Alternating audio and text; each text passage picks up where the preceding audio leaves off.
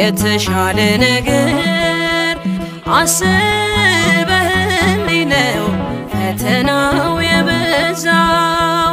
ነገ መልካሙን ቀን ያለው በዚህም አምናለው። የተሻለ ነገር አስበህልኝ ነው ፈተናው የበዛው። ነገ መልካሙን ቀን ያለው በዚህም አምናለው።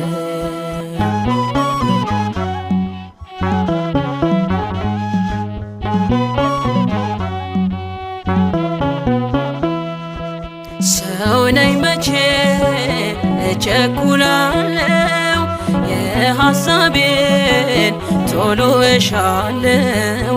አንዳንዴማ በቃ ረስቶኛል እላለሁ